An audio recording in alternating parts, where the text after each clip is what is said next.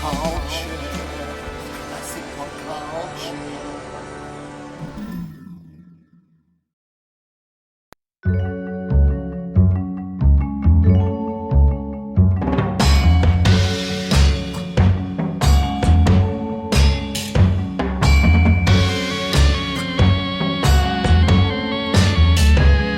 Thank you, Joe Mandica, Australia's gift to the world of pop music. Joe is the writer, producer, and performer of our pop culture theme song. How you doing, everybody? This is your pal and fellow fan of pop culture, Steve Ludwig, welcoming you to another edition of Steve Ludwig's Classic Pop Culture, right here at PlanetLudwig.com. Congratulations, we have all landed safely and peacefully at Planet Ludwig. And here we are, show number 159. It seems like only 158 shows ago that we started. And on this edition, the brilliant Grammy-nominated producer from Omnivore Recordings, LEE LODYGA. I spoke with Lee just a few days ago, and I think the best way for us to hear that interview with the great Lee is for me to stop talking right now, so you can hear the conversation Lee and I had a few days ago. He was so great. Enjoy, everybody.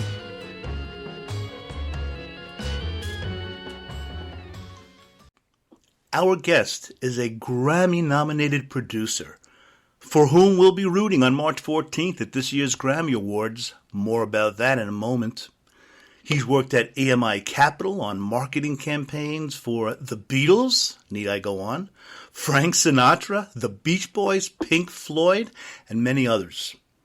He's produced reissue projects for Rhino Records, Universal, and the aforementioned EMI Capital. He's contributed liner notes to packages from Soul Asylum, John Hyatt, Asia, Hugh Masekela, just to name a few.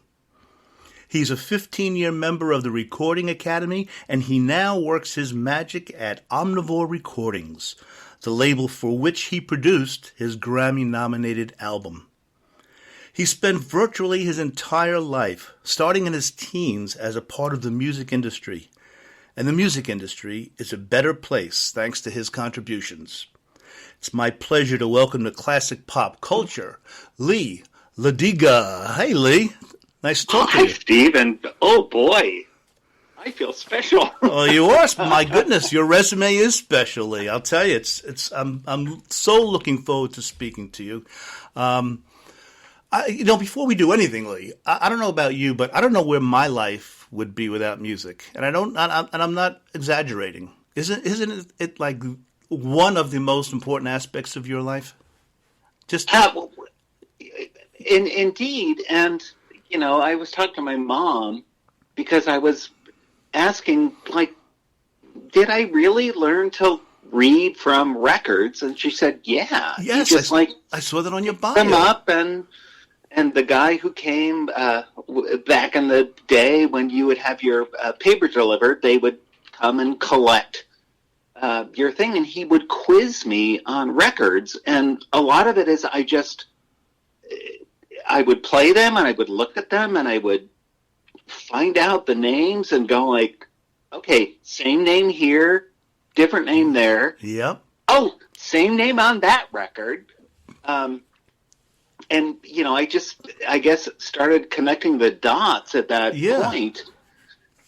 But yeah, I mean, it's always been there. Yeah. And you hear too, at least I've, seen interviews or read articles where people learned how to speak English from listening to like the Beatles and American language records. Yeah. It's just one of the truly universal things. But anyway, very first things firstly, I know I'm not the first to say this to you, but may I add my name to the list of those who've congratulated you on your Grammy nomination as producer of, and I listened to this album, it is so wonderful. It's such a good feeling, the Best of Mr. Rogers album.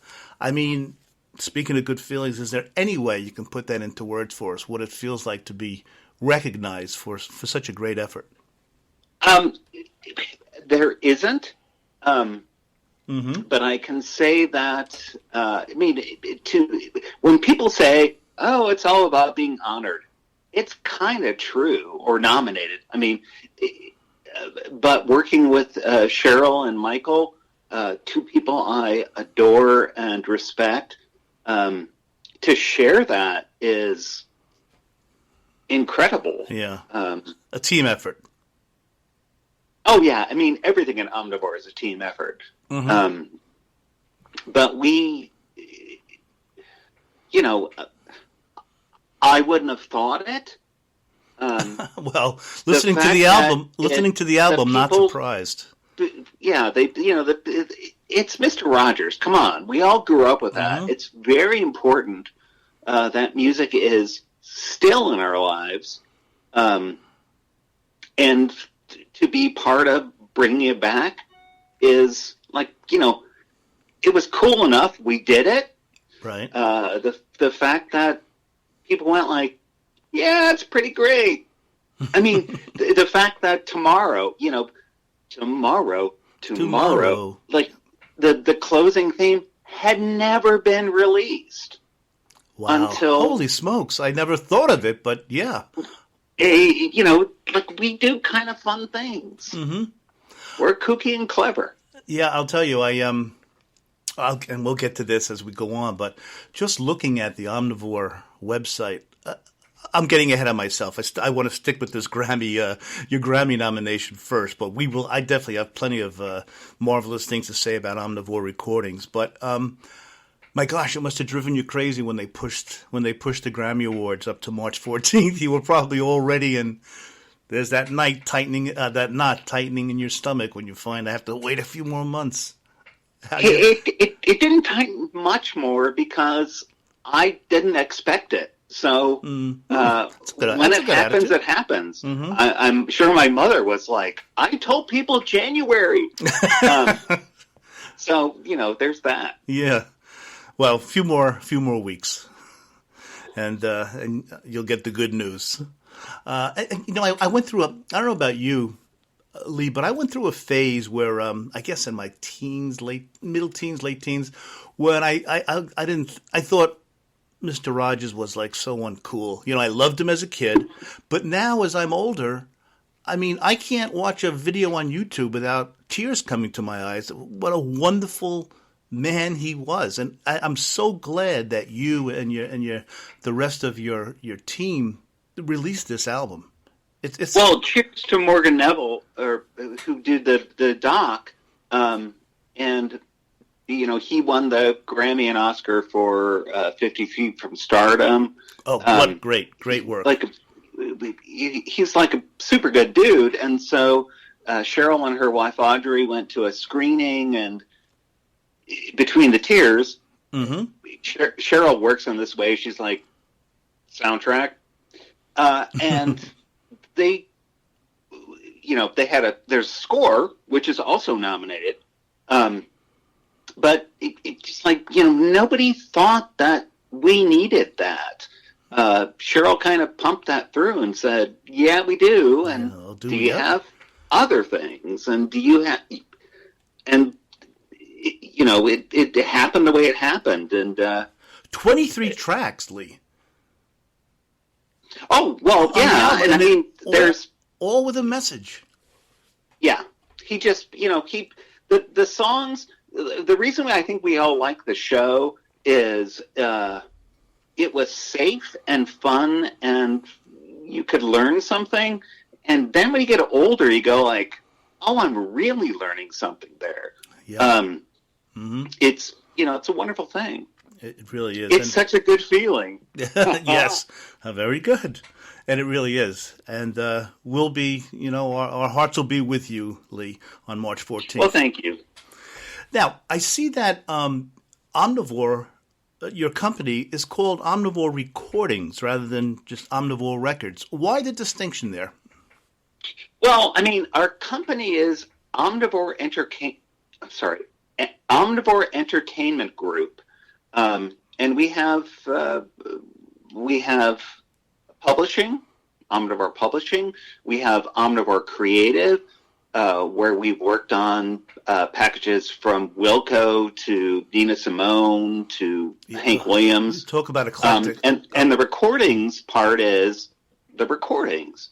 And recordings can be written word, recorded word, filmed word. We've done, DVDs and things. So it just, it's a handier and I think kind of cooler way to look at it than we just make records, which is kind of like Xerox now. Like, what is a record? Yeah, I know. I miss albums too. I mean, the physical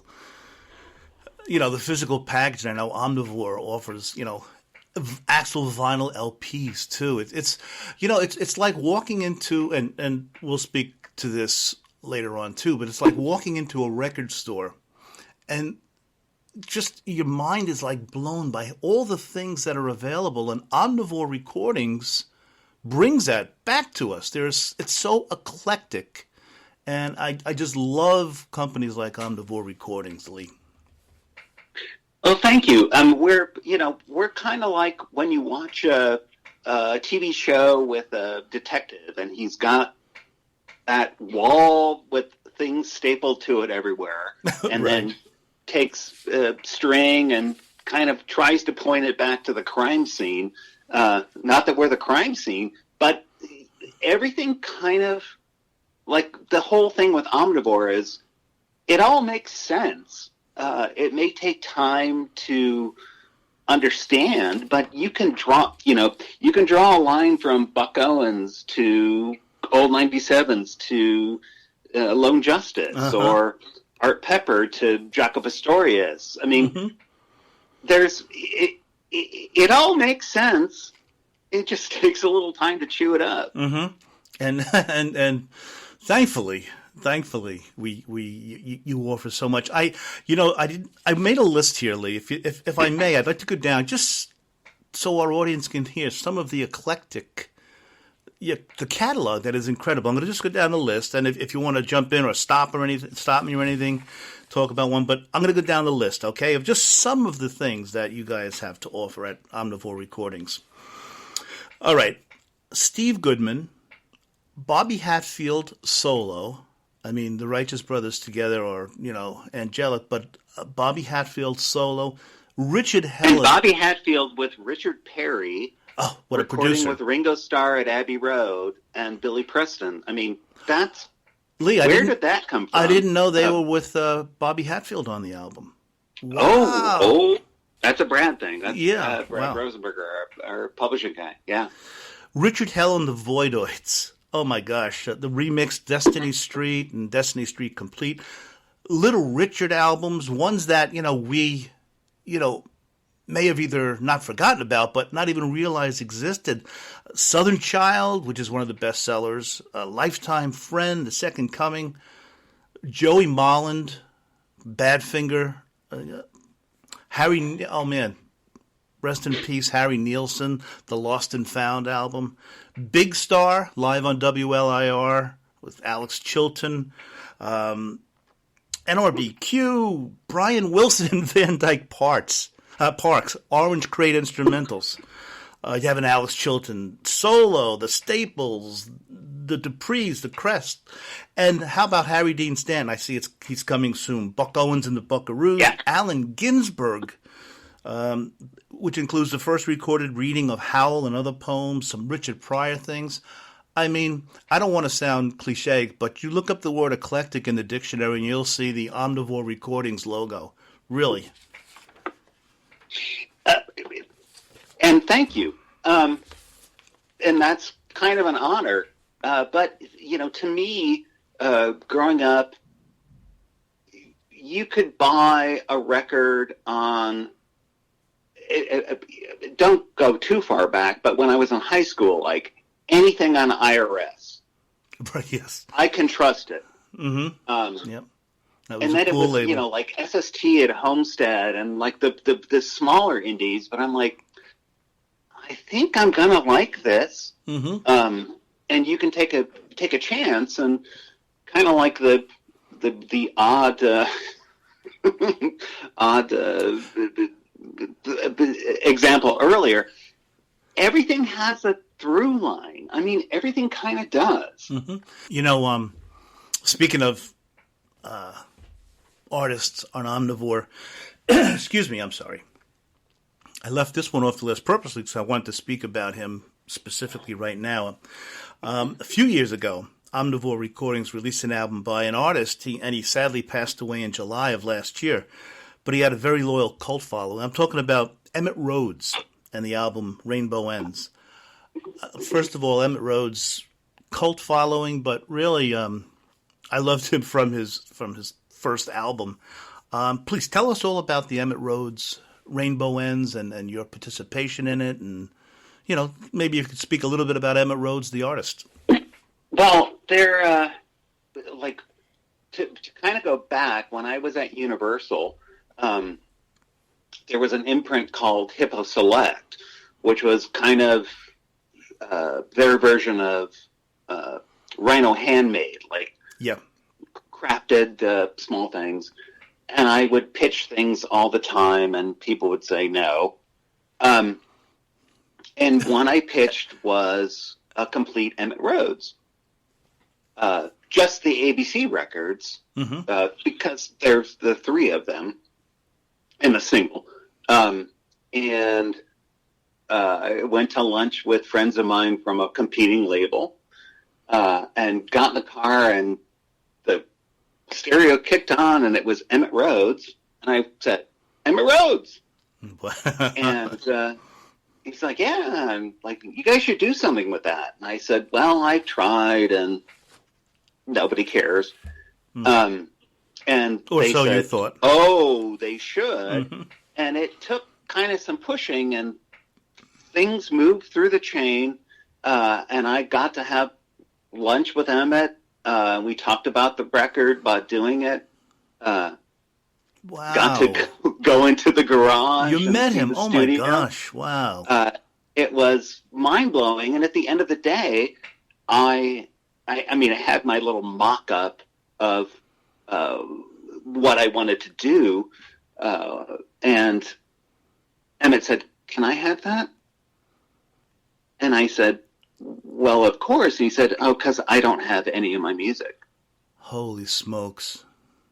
And it was just kind of like a jaw-dropper, and I said, look, nobody's going to do this without your approval.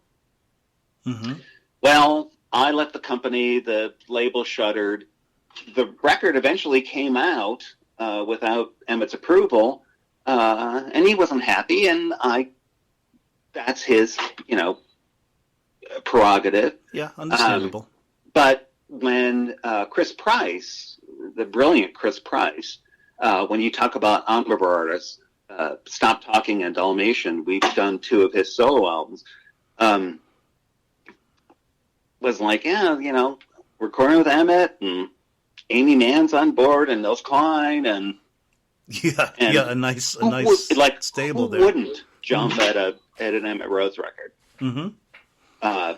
And it's a beautiful record. I mean, it's really like even getting that, like, I have to listen to music a lot, and listen to it not as a fan, but go like, oh, is there a kick there, or is there a tape dropout? Yeah, can you? I'm sorry to interrupt, Lee. Can you do that? Is that tough? Because I would be always listening to it just as a fan. Like, it must be tough having to draw the line. Oh, it's super tough, and we make mistakes all the time. Like, we're not perfect. No, but I mean, it just must be get tough. Lost in that. Yeah, exactly. But listening to that Emmett record, I was just like, oh my god! Like, it is really so great. And I'm sorry it's his epitaph, but it, what a way to go out. My favorite, I'm going to be kind of selfish here, but my favorite on the album, on Rainbow Ends, is I Can't Tell My Heart. Yeah. Brilliant. And I want to let our listeners know, I'm not going to let Lee leave us, everybody, until he gives us a list of songs. We're going to have a Lee LODYGA playlist for you by the end of the show, so that's something to look forward to. But I don't want to, put the pressure on you. I just wanted to let you know my favorite from The Rainbow Ends is I Can't Tell My Heart. What kind of a I respect Emmett Rhodes so much, but did he come across as a sad person to you? I'm trying to get a mental feeling. What kind of a person was he? I would describe him as somebody who was glad somebody gave a fuck. Mm-hmm. Oh, sorry, I forgot. I should have warned you, I swear. Well, that's fucking all right with me. That you want to do this? The fact that somebody would call him and ask, he had no approval over that stuff, right? I mean, the contract was so bad. It's a classic record business story. The fact that somebody cared, I think, made him happy. Yeah, that's amazing to think that a man of his talent would be that insecure. I guess it's insecurity. He got hosed. I mean, you can read the story. I mean, it was just like kind of a bad thing. And that can set you back. He did make record. I mean, there's the track on I think it was on Bruce Saraband. He made a demo for Asylum. And Isn't It So, which is on Rainbow Ends. The original version is from that. And Asylum said, no, but we'll hire you as an engineer. And so, if you get the Gabe Kaplan Up Your Nose with a Rubber Hose single, you'll see it's engineered by Emmett Rhodes. Is it really? Oh, my gosh.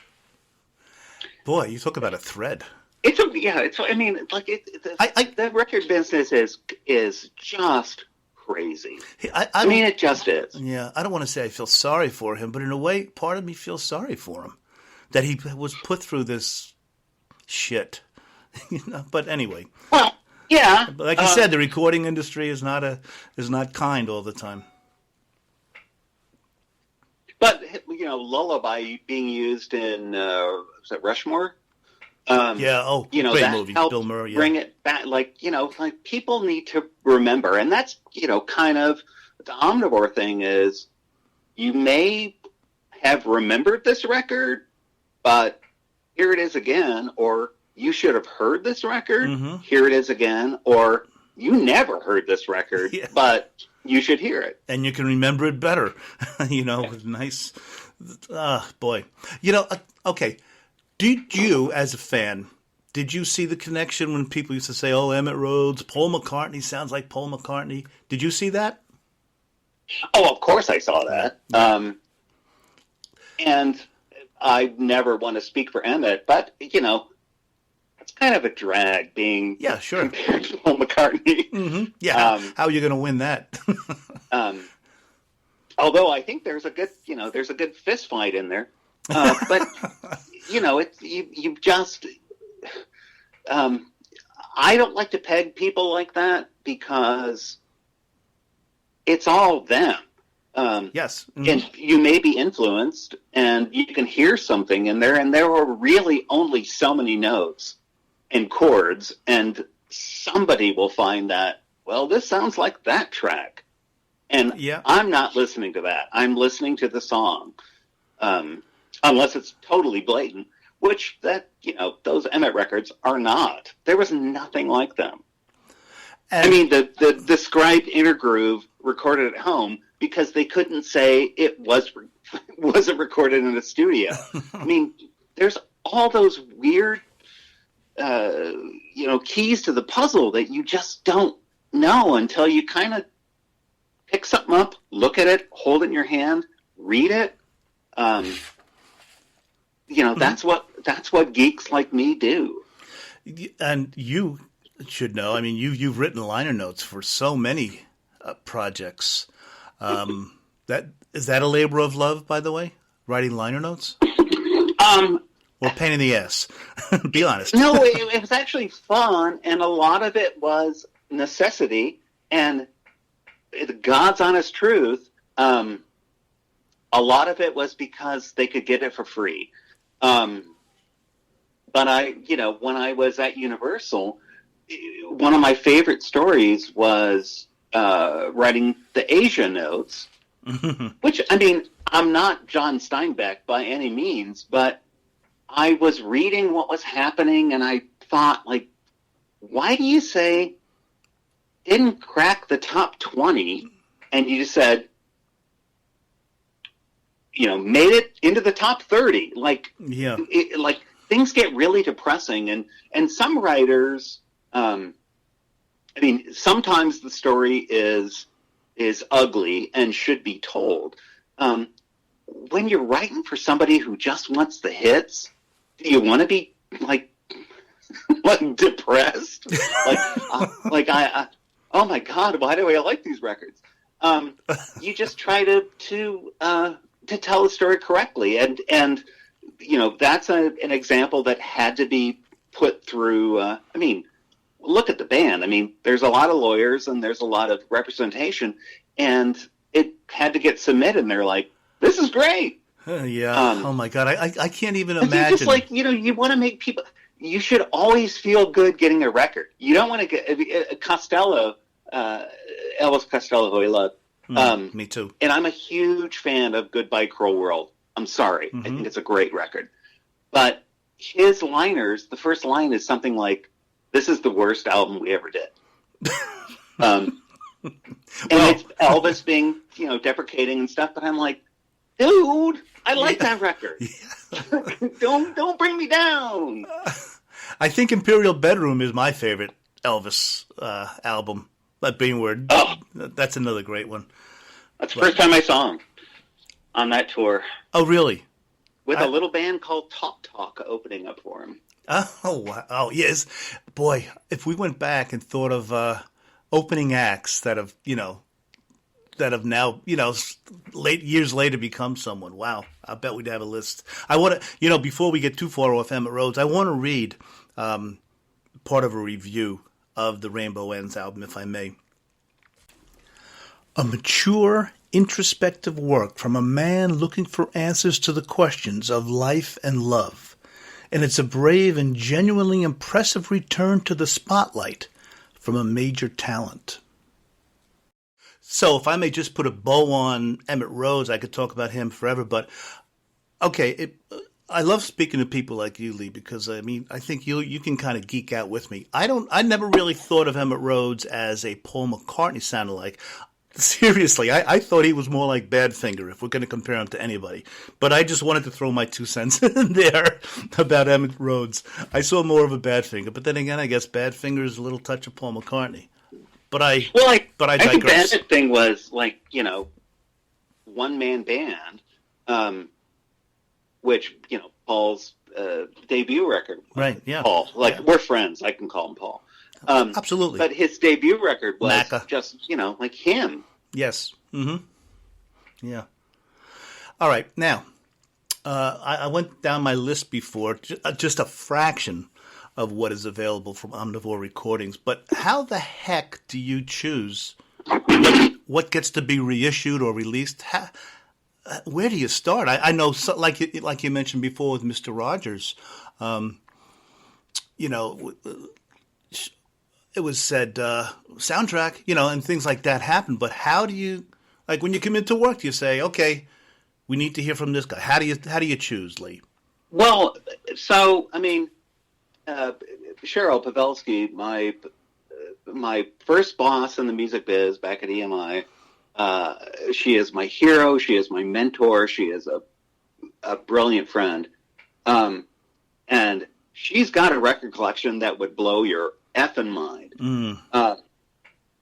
But, and there's Brad Rosenberger, who does our publishing, worked with Richard Perry as a youth, and then was at Warner Chappell, doing things like getting Led Zeppelin into a Cadillac commercial.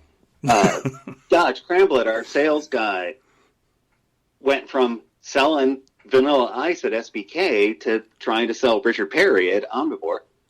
Greg Allen, our designer and kind of jack of all trades,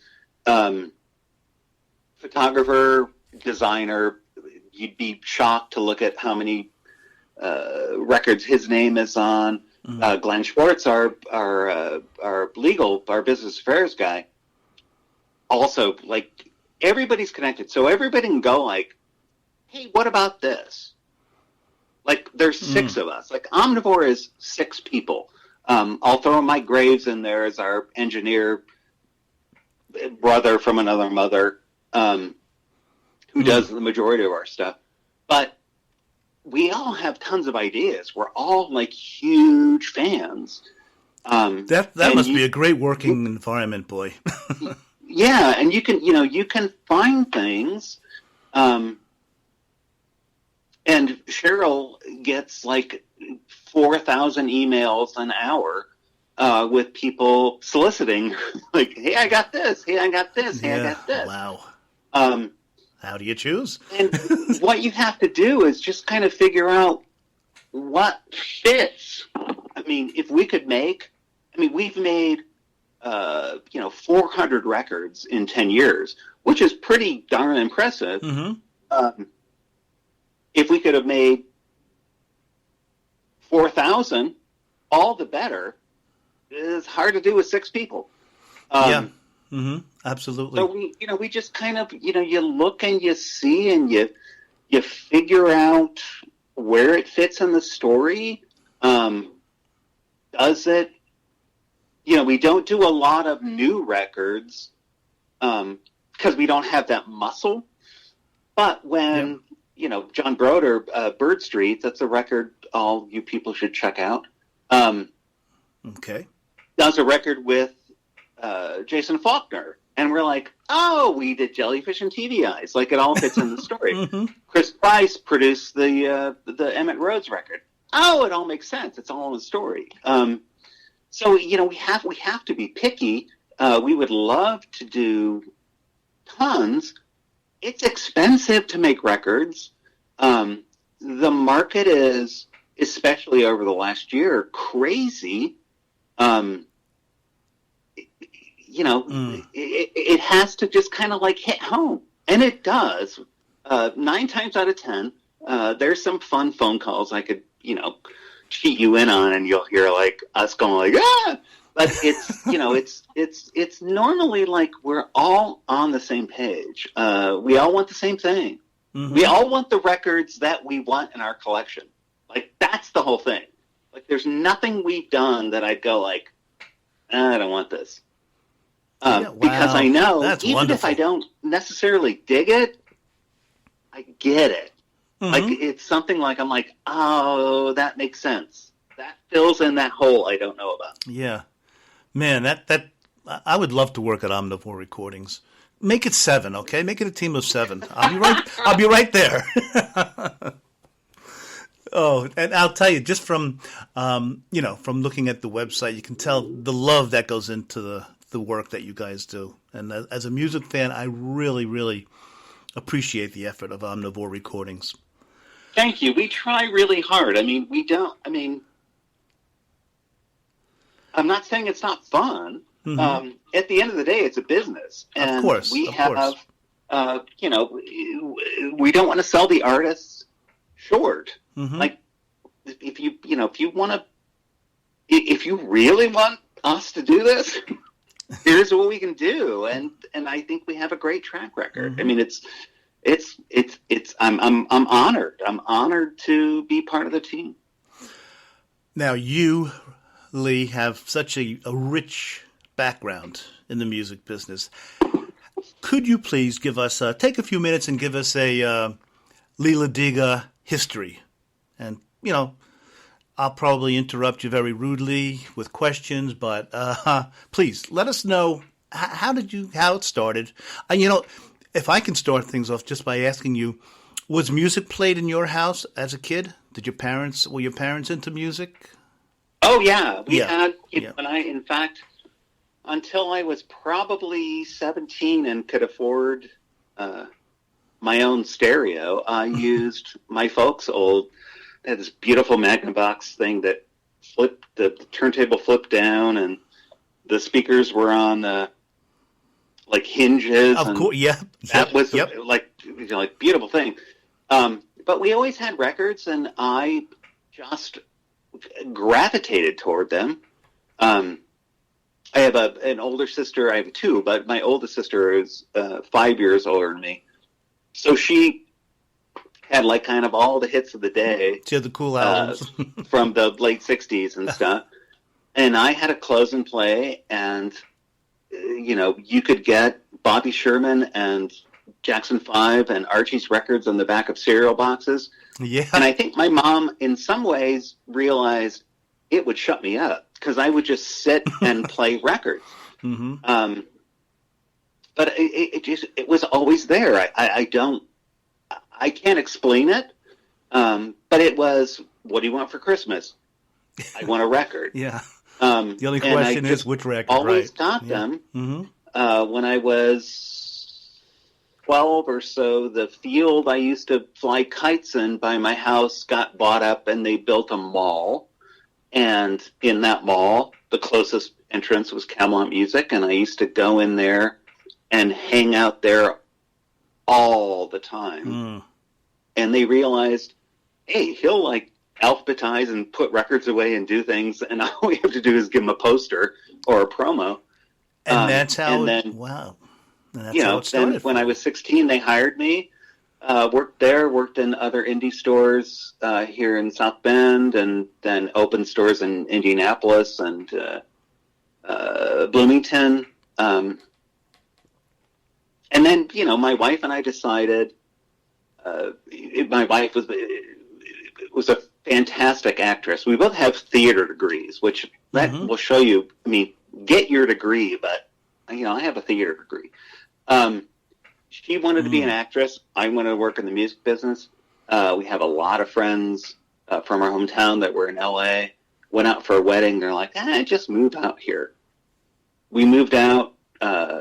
She got, I said, you go first, like 2 years, make it as an actress. If not, I get to work in the music biz or try. And she did really well, you know, spots on the X-Files and things like that. And then she realized, cool. I don't like actors. They're just kind of mean. I want to quit. She went into IT, and I got my job at EMI a year later. And then I met Cheryl, who, like I said, took me under her wing. Met a lot of great people. Still have a lot of those friends, and it's kind of a what's the right word without making it sound bad, incestuous thing. There's not that many people who do what we do. Yeah. Especially, my God, in a big business like the recording industry, it's nice to know that you guys are still, your heart is so in it. Well, if you meet people in a car driving to go to Moe's to get a hamburger, which Moe's isn't there, and you go, EMMIT RHODES, and all of a sudden they may think you're like a swell guy, but you pull that out of your ass, and they're like, oh, you understand. There becomes like the thing where people go like, oh, you get that the Monkees were not just a manufactured band. Yes, and you can do all, those spread like crazy, and you make really good friends. If I may take a quick second, you mentioned your older sister, and your album when she had the albums and you listened to them. I have to just give a shout out to my older brother Bill. I mean, thanks to him, I learned about so many cool. I don't even want to say underground, but just artists I never would have heard of had it not been for him. And he always used to buy the cool albums, and that's where I really developed my love for music. So thank you, Bill. Thank you, Bill. Yeah, my sister, before it was Target, it was Airway, at least here. And I remember my sister had gotten her car, and she had an 8-track player in it, and she got a tip to go to Airway because they had a bunch of cutout 8-tracks. And I went with her, and she fished through and picked up a bunch, and it was Rump the Ballad of Todd Rundgren, Son of Schmilson, Boy. ELO on the Third Day. 3 for 3. Like, it was like all these records that like now I'm like, oh my God. But, you know, it was that stuff. And she was that way too. But it was just like, God, when there was all that stuff there, it was crazy. Mm-hmm. Now, I had mentioned in the intro that you, when you worked for Capitol, you were working on promo campaigns. You know what, Lee? I'm a terrible host. I'm sure there's more to your history. Did I just cut you off? And I'm so sorry. Oh no! Trust me. You want me to shut up? Okay, good. I'm glad. So you make my job very easy here. It's not even a job. It's it's such a pleasure speaking with you. But tell us about when you were working on the promo campaigns for like the Beatles, Sinatra, Beach Boys, Pink Floyd. What went into that? What was that all about? It was my job. And I can tell you that the person who hired me was told not to hire me because I was too smart and knew too much about music. Yeah, that would be a terrible person to have working for you in Capitol. in catalog marketing. But so, things would come up and you can tell I like to talk. Thankfully. And I just had all kinds of ideas, and I would throw them out, and a lot of times I'd get the no, but some things would stick. Mm-hmm. Like, for instance, go ahead. A favorite story was we were working on the Dean Martin campaign, and we had DVDs of the Dean Martin show. I loved it. And they were looking for something to entice people to pick up all the CDs we've done. And I just, in the middle of a meeting, said, when the moon hits your eye and 2 CDs you buy, that's a rebate. Oh, I got to clap for that one. Thank you. And it got it was like a no. Oh, get out of here. You. Oh, my. And so I'm in a meeting with Mort Viner, who was the attorney for Dean's estate. And he was like, no. And I just threw that out, and he said, that's it. And it went into the package. But it was, like those weird stories. So great, yeah. I'm just like some dude from South Bend, Indiana, who maybe a little too clever for his own good.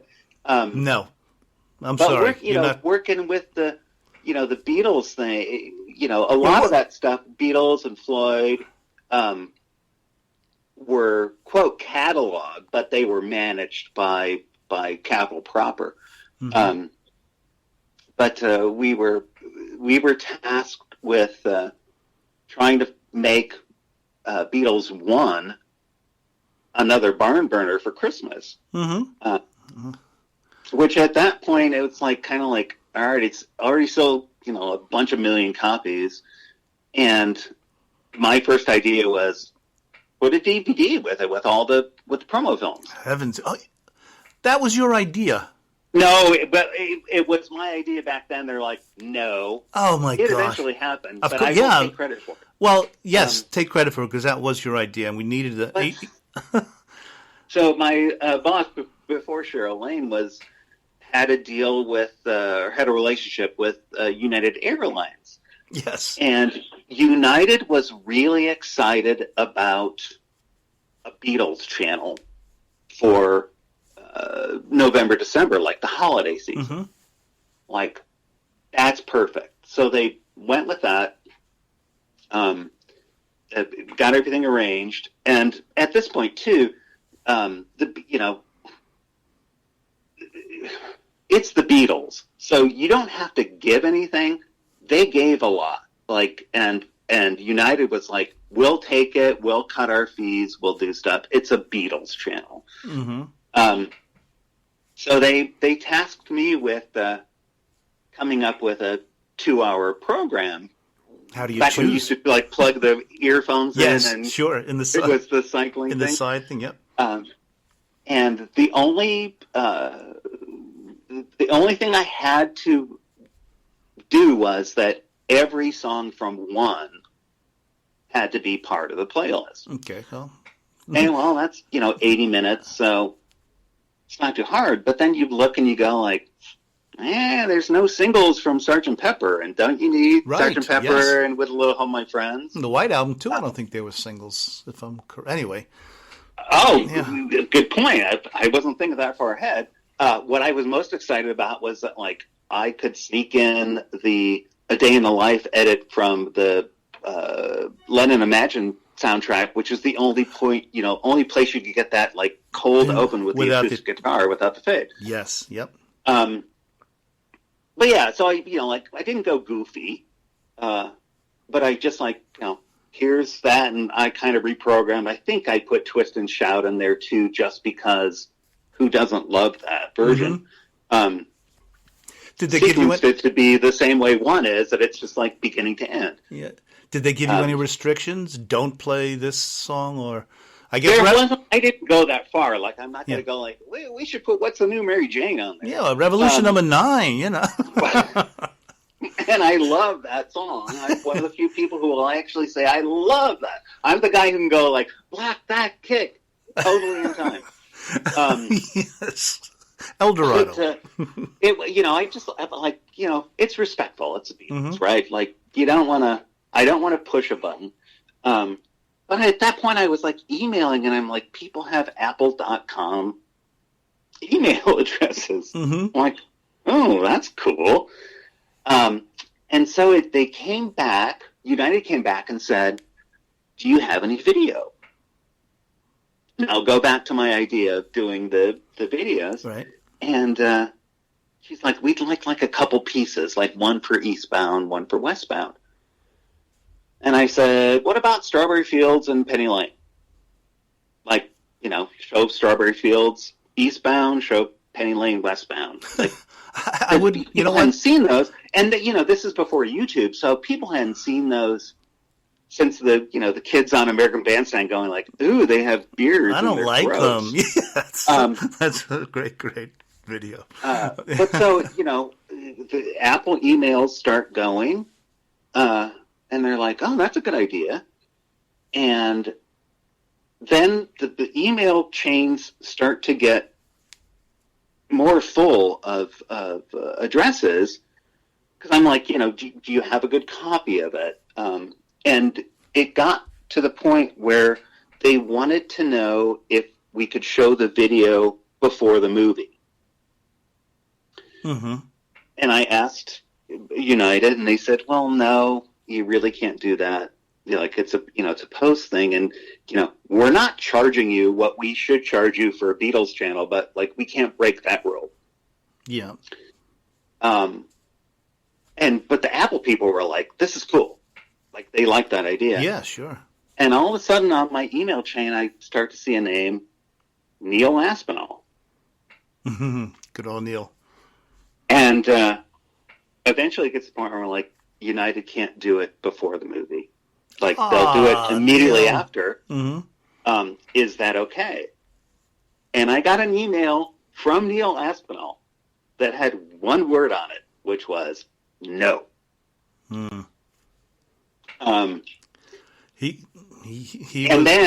took care of the Beatles. Yeah. I was going to say this was September, and then September 11th happened. Oh, Lord. The Beatles pulled the whole thing from all the airlines. Oh, so it was dead on arrival. Yeah. Oh, boy. What? But I mean, what is that story? That's a cool story. That is a fantastic story. I mean, I could just sit here and do a Beatles show with you. Maybe someday we can, if you're up for it. Just talk about things. You know what, Lee? Speaking of the Beatles, yes. A mutual friend of ours was once president of the Australian chapter of the Beatles fan club, and he's now a very successful pop artist in his own right. And I'm talking about Joe Mandica. And Joe, God bless him, introduced me to your work. And along with me, I believe we're both fans of Joe's album, The Initiative. Oh, yeah. Joe had a bunch of great records. Yes. Joe's like a really, Joe is so we're all music fans, right? So you try to draw those connections again. But Joe's kind of like that. Oh, you got some Lennon McCartney, you got some Burt Bacharach, you got just like all great songs. Mm-hmm. Yeah. Just like totally listenable songs, and you're like, that should be a hit. Yeah. Mm-hmm. Yeah, like from start to finish, at least for me, from start to finish, the initiative was like, wow, another great song, another great song, another great song. And he has such great artists from Australia that were on the album. I just wanted to run it by a fellow fan. But I, totally respect what he does. Yeah, he's just a great album. But the fact that, here's the thing about Joe. It's like, he sends you a frickin' CD from Australia. Like, he's not like, oh, take these MP3s. Like, he's like, here's the whole thing. Yeah. Like, here's what I do. Like, he totally cares about that. Yeah, he is a music lover like you for sure, and me, if I can throw myself in there. Yeah, and Joe was born the year the Beatles appeared on Ed Sullivan, and I'm always amazed by people who are as much into the Beatles as I am. I was born in '54, so I lived through Beatlemania, And I'm always impressed by people who, really got into a band that wasn't like they're not first generation fans. That's my 2 cents I threw in there too about music lovers. It really impresses me. It resonates. Like, that music never went away. Yeah. Yeah. I have tons of, I was born in '66. Another baby. I'm talking all these babies here. I know. Trust me, I ain't no baby. Well. But, I look at records that blew my mind in the 80s. Or even late 70s. Mm-hmm. That are still, I think, great records. But there are records, like, I don't believe anyone who says they don't like the Beatles. Like, I think that's totally impossible. Yeah, they're just trying to be contrary, I think. I think if people say they don't like the Beach Boys, they're just like, oh, it's all that surf music. And I'm like, you haven't played Sunflower, you haven't played Friends, you haven't played Surf's Up. Mm-hmm. And they moved. Beatles got it done in, 6 years? Yep. Like, they changed the frickin' world in every way. Mm-hmm. And burned out, and I'm glad they burned out. I would hate to hear that Beatles record that would have been they should have quit. Like, they never needed to quit. I think you're right, Lee. You're so right. I think it was perfect timing in so many ways. Like, the Beatles' career. Yeah. That's a very good point. Really good point. One of the great things about me doing a show like this is I get to speak with so many great people that are into music, like yourself. I'm so happy you're a guest on the show. You? Well, I recently had a guest, the sister of the late Doug Fieger, Beth Fieger Falkenstein.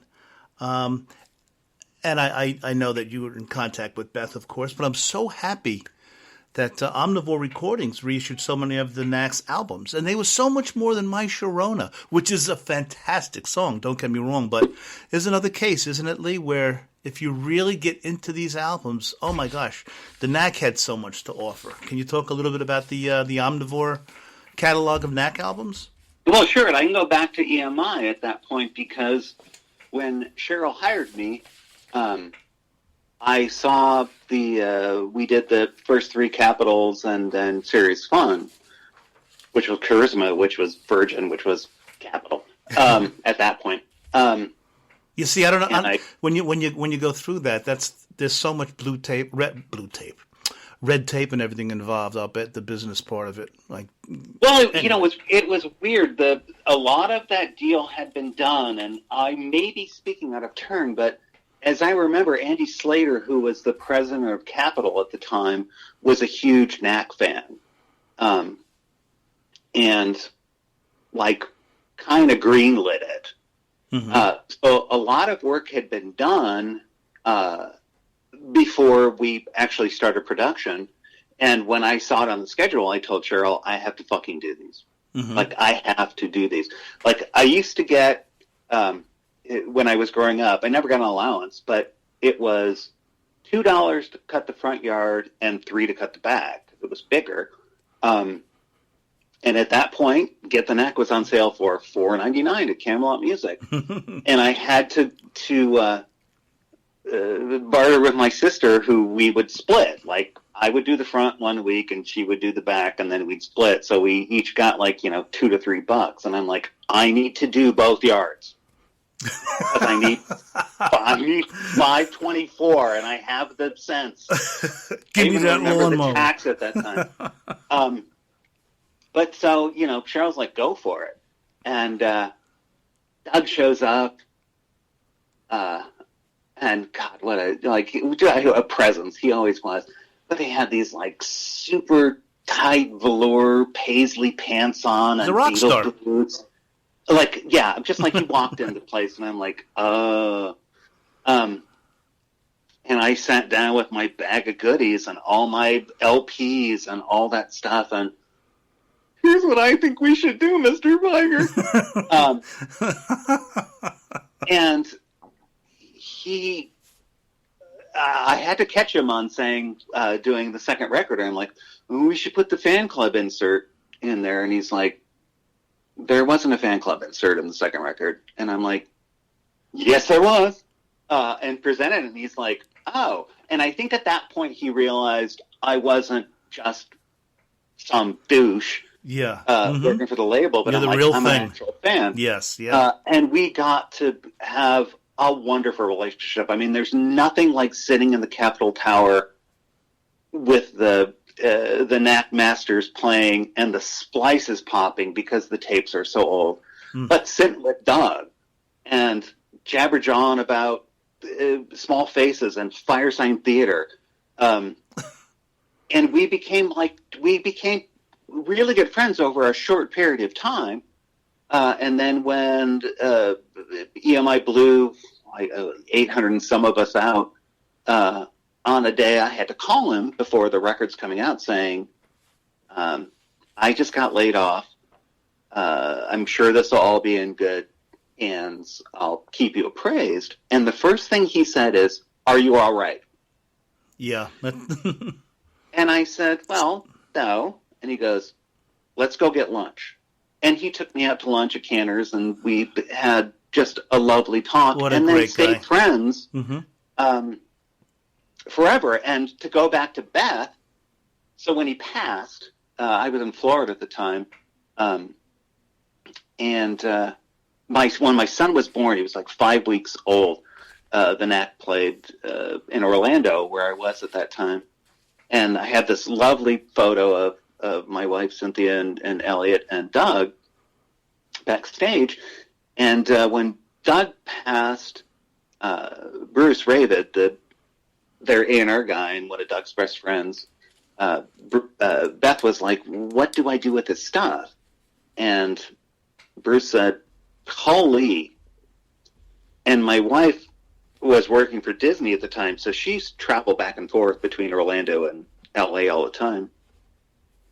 And it worked out that she was going to be there, and I could hop a flight and, stay in the free hotel. But I went to Doug's house, and I was, walking around again, and I looked in his kitchen, and I saw the picture of Cynthia and Elliot that I had sent Doug on a shelf in his kitchen. And I just probably said, made some sort of noise, and Beth's like, do you know who that is? Because she didn't know. It's a picture in Doug's house, and I'm like, that's my wife and my son. Oh, gosh. And I think that at that point, Beth and I just, and I think Beth got it at that point, too. It's like, I am, totally here for your brother. And I'm totally here for the music, and I'm totally here for his legacy, and I'm totally here for his brand. They are bigger than My Sharona. Oh. And this one hit, Wonder So Crap, much, yeah. Good Yes. Girls Don't was a hit, too. Shut up. Yes, right. Yep. He was genuinely a nice guy, wasn't he? From what I've heard. I mean, tremendous. Yeah.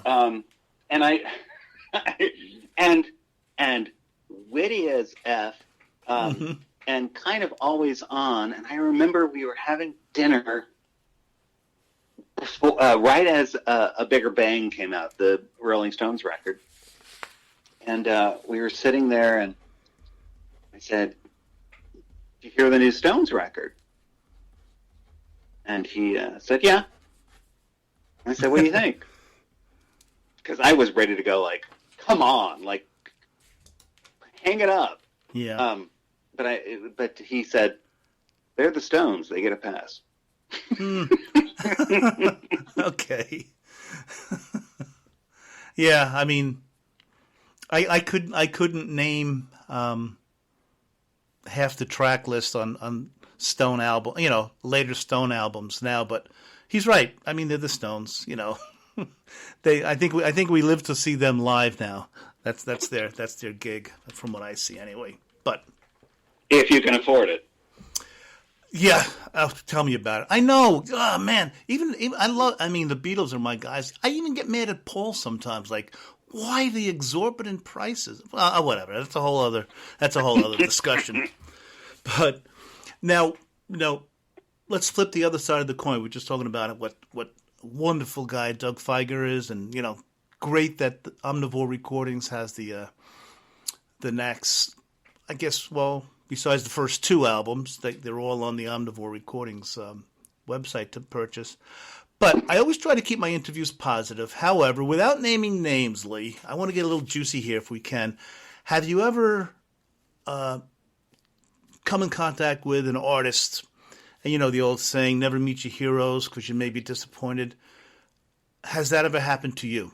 Like, man, what a douche, or whatever. Do you think I would tell you that? But I don't want names. The actual honest answer is not really. Fantastic. I'm so far down the food chain that I don't tend to get the vitriol other people may get.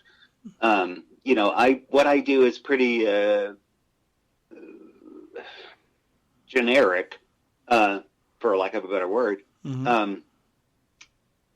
I have mostly had wonderful experiences. That's great to hear. I am so happy to hear that. And it's weird. I still. You were talking about Orange Crate Art earlier. It's like an email shows up in your inbox from Van Dyke Parks. Like, I run upstairs and tell my wife, "Oh my God, I got an email from Van Dyke Parks." Like, I'm still that guy. Oh man! Great! Don't ever lose that, Lee. They're all. I mean, here's the thing to remember, and this is key to Doug too. We're putting out the records, but they're not our records, right? So the artists all have their brand, for lack of a good word, but it's about them. Like, nobody's buying the record because we put it out. They're buying it because they want the record from that artist. Mm-hmm. So there needs to always be, hopefully a mutual respect, that people like me gives you a suggestion, and it might be right. And because at the end of the day, I'm a fan and I want that record. Sometimes artists can't see past what they did because it's a thing, and that's not a bad thing. I'm not going to tell you to remake your record, but it exists and people love it. Mm-hmm. So don't fuck with it too much, right? And I get that if you feel like somebody's fucking with you, you may go like, no. Yeah. Mm-hmm. But you can have a decent conversation. We try to involve. I mean, we actually go through weirdly exhaustive searches for people because at the end of the day, you don't want the one person you didn't find when you put something out and they're like, "This is totally wrong." That will completely kill your campaign. Yeah. Like if you put a record out and you don't consult the artist, their fan base is not going to listen to us. They're going to listen to them.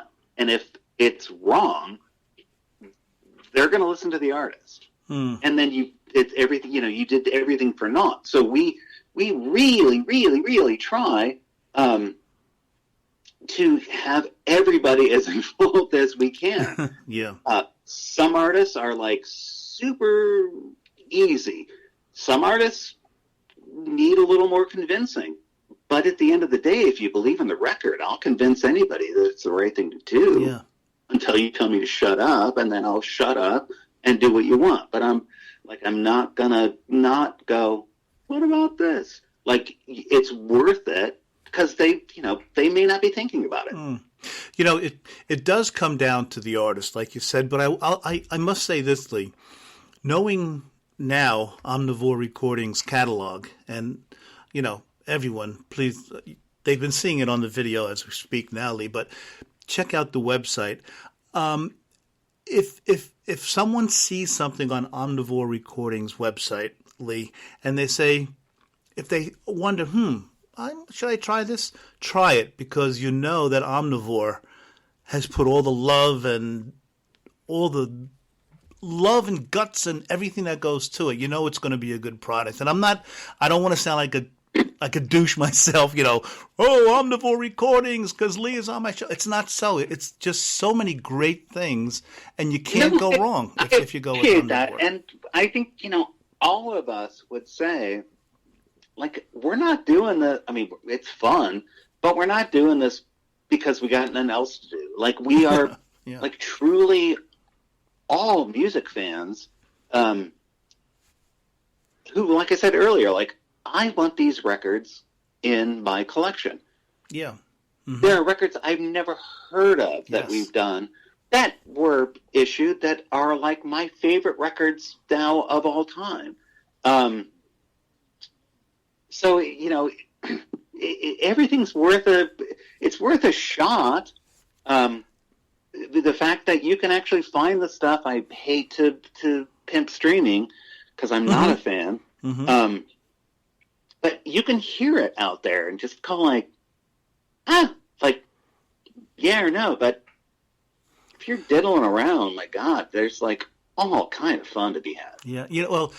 You've alluded to a few of them already, and I realize, all the things you work on, they're all your babies, Lee.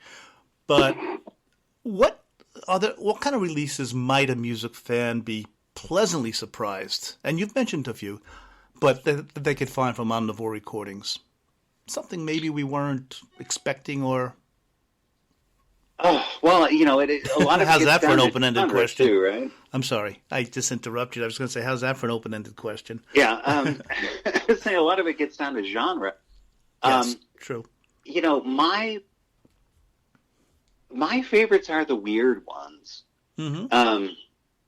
And I think a lot of that is because they're things I didn't expect, or they're records I didn't know about. Some of my favorites, the Jan and Dean Flave Soul release, which was the album that was rejected by EMI back in the day, and the only thing that existed was Dean Torrance's acetate, and Mike Graves did an amazing restoration job on it. It is quite possibly the weirdest record you will ever hear in your life. And how so? Psychedelic or something? Obviously, you wouldn't expect from Jan and Dean. Well, I mean, I don't want to outspeak this, but they at that point were pitching a comedy show a la the Monkees. Mm-hmm. It has live material. It has songs. It has weird intentional pitch shifts. It literally plays like no record I've ever heard. I mean, if you would have presented me that and said it was produced by Frank Zappa, I might understand it a little more, because I know that he was trying to mess with you. Mm-hmm. but it's, I mean, it's, I can't, I can't speak enough about that one. I just, like, that one just, to me, Brad got me, Dean signed me a copy of it, and that's like one of my prized possessions. I know what I'm going to order from Omnivore Recordings. We also have a bunch, like, one of the myriad of things I do is we try to do little trailers for our releases when we're able. That's a fun one. I can send you the link. If you just look at it, you'll go like, oh, like, you'll get it in a minute and a half. Oh, I would when love you get to the record, you'll yeah. be like, oh my God. Pull out 20 joints. Let me catch up to these guys. Yeah, and I actually found a copy of the Filet of Soul that they actually released, which was just like Janet got in the accident at that point too, so everything kind of collided. Mm-hmm. But it's just kind of like a perfunctory greatest hits and live record. This thing is like with Doug, like Fire, like I'm a big comedy record guy. This, like, Firesign Theater, got nothing on this record. It's just kooky. I have to hear this. I'm gonna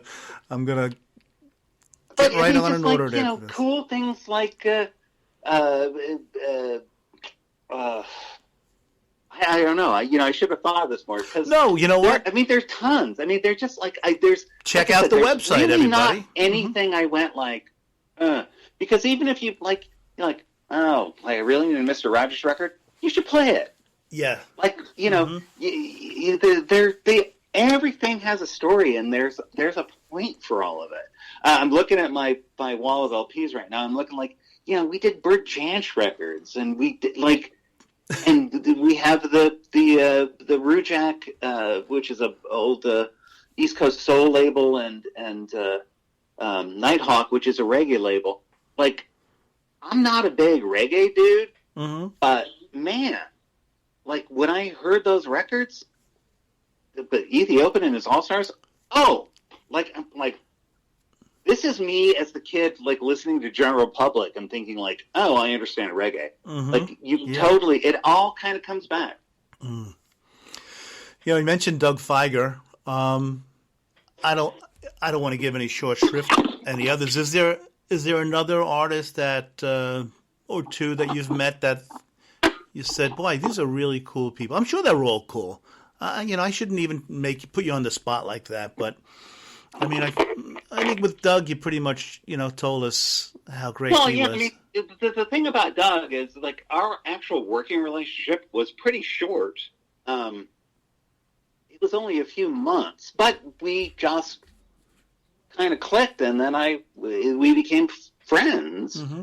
And I would go see them, and they played Orlando 3 times before Doug had passed, and he was always super sweet and like, come on back, and like, we'll sit and chat backstage.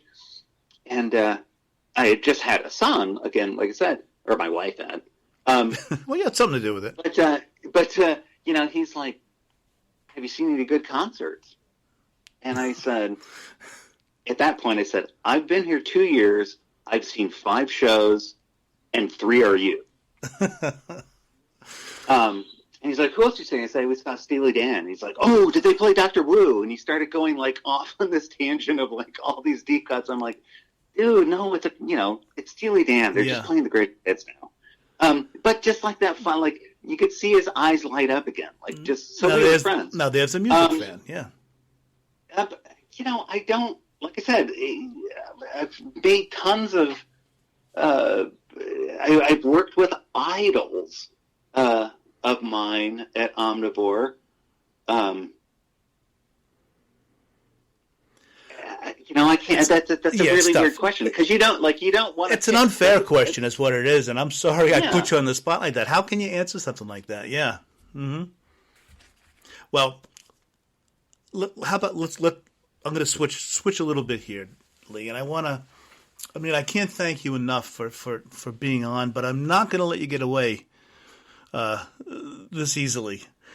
I would like for you, I'm going to give you some parameters, and I would like you to create for us a LEE LODYGA playlist. And guys, you'll find it right here on the website. Right after you finish to this interview, there'll be a separate playlist with Lee's choices. So, are you up for it, Lee? I'm going to go down a list, and you give me one choice from each of these things.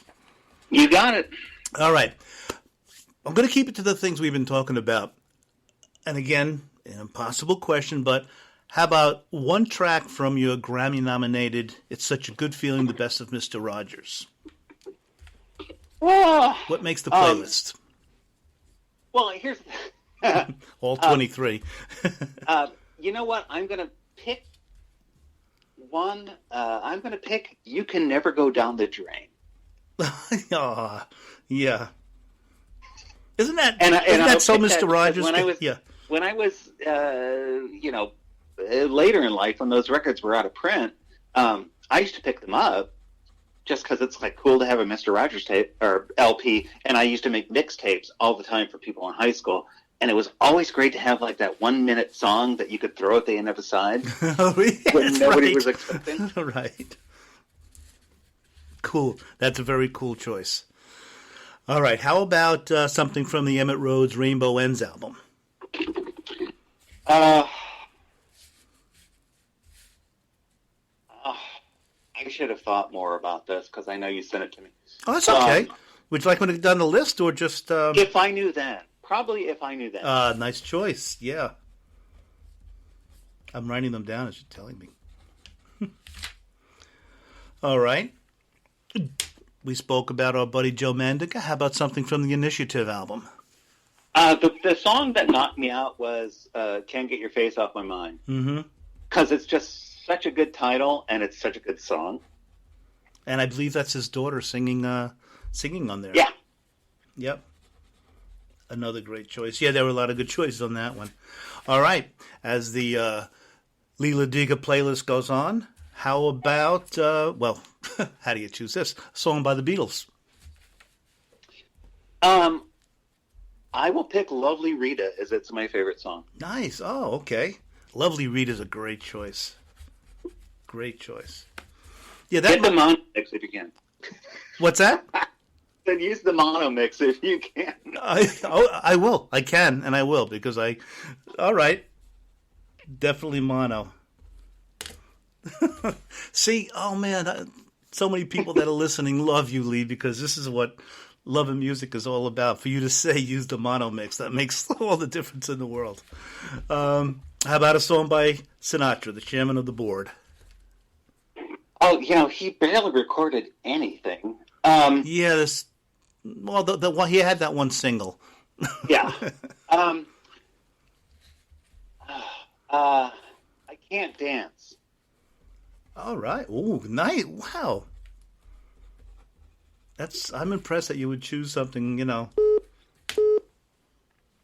Well, that was actually like an early thing. Like that was used in what was the Mel Gibson thing? What Women Want.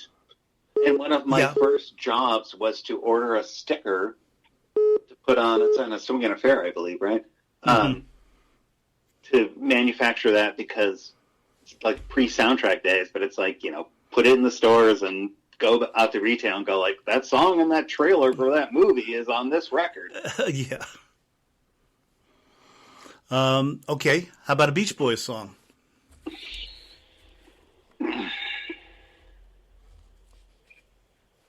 Be There in the Morning. Wow. Super.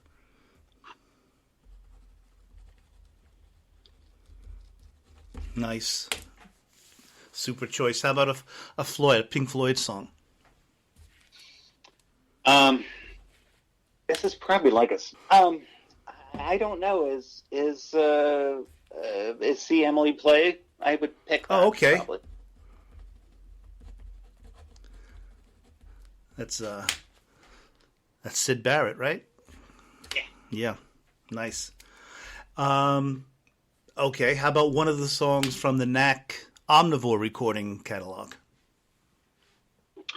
All in the All in All from Zoom. Mm-hmm.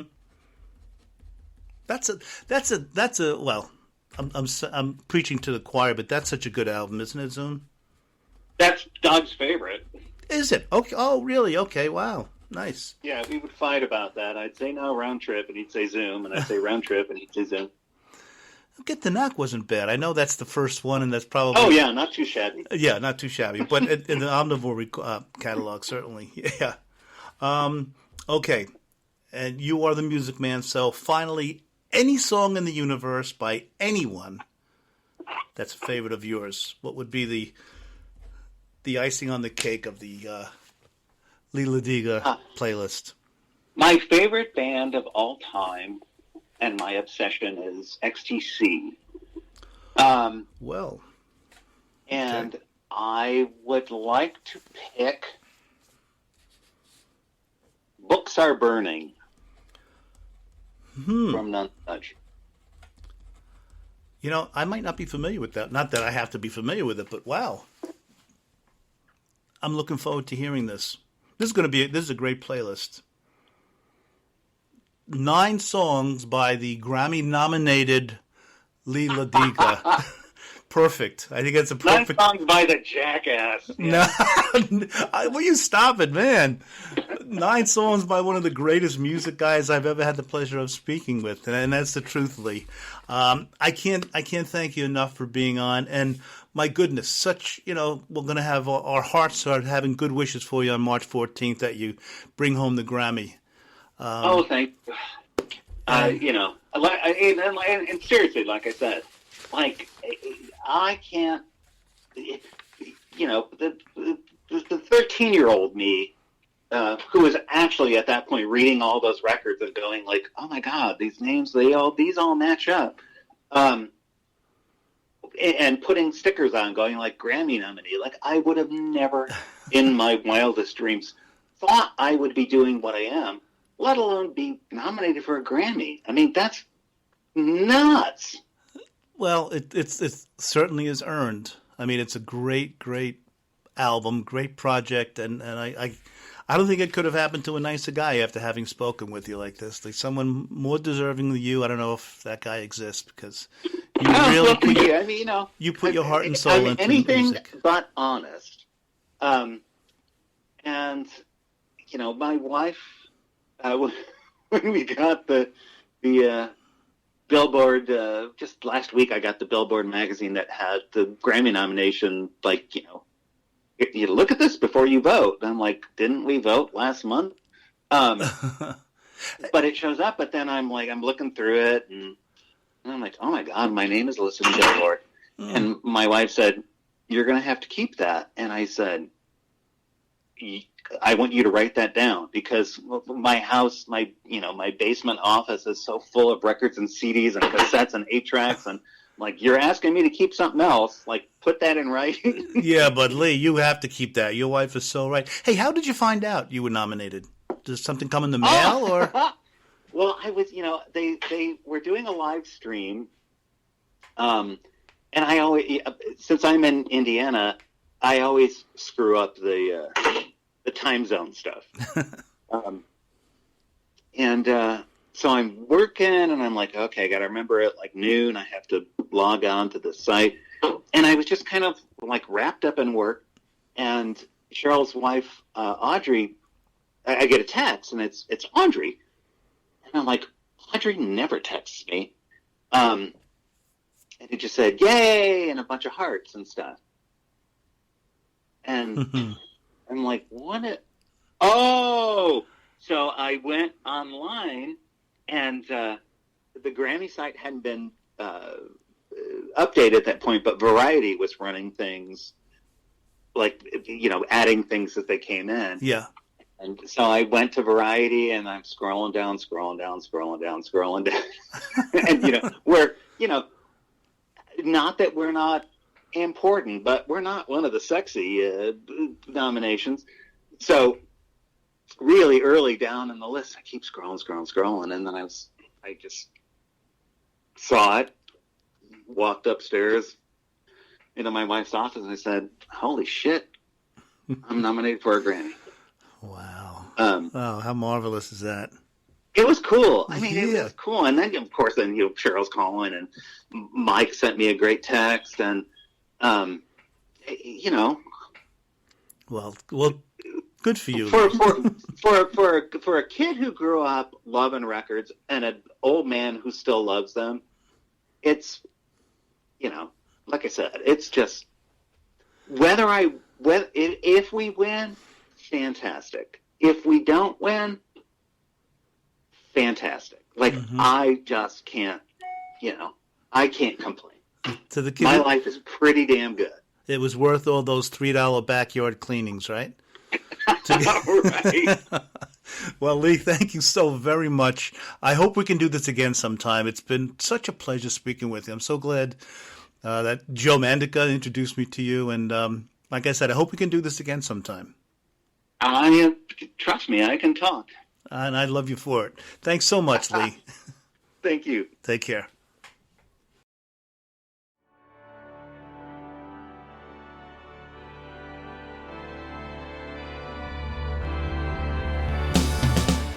Classic pop culture. It's classic pop culture. Hosted by Steve Ludwig. I'm glad you're here. It's classic pop culture. It's classic pop culture. Classic pop culture.